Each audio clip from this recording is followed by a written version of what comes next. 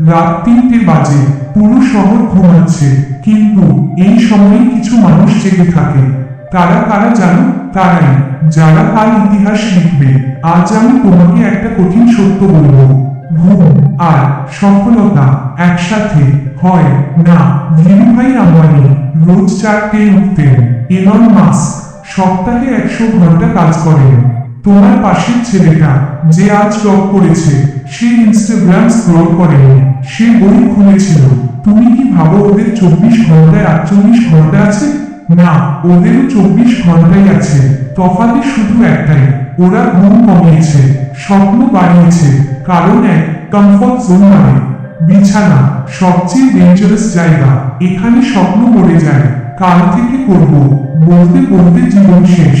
কারণ সময় ফিরে আসে না। তুমি আজ 2 ঘন্টা ঘুমিয়ে যে সময় বাঁচালে, সেটা দিয়ে স্কিল শিখলে, বিজনেস করলে, 1 বছর পর ওই 2 ঘন্টায় তোমাকে কোটিপতি বানাবে। কারণ লোকে মনে রাখে না। 5 বছর পর কেউ জিজ্ঞেস করবে না তুমি কত ঘুমিয়েছ, জিজ্ঞেস করবে তুমি কি করেছো। তাহলে উপায় কি? ঘুম ছেড়ে দেবে না, স্মার্ট ঘুমাও। স্টেপ 1, গোল ঠিক করো। কেন জানবে?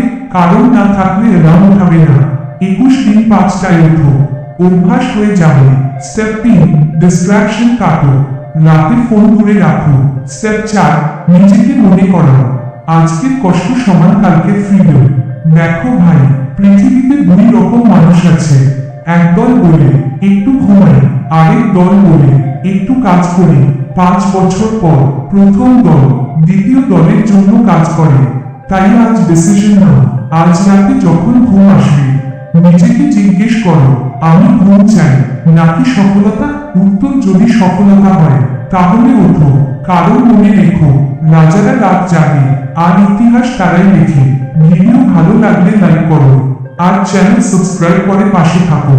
আমরা আবার দেখা করব কাল সকাল 5টায়।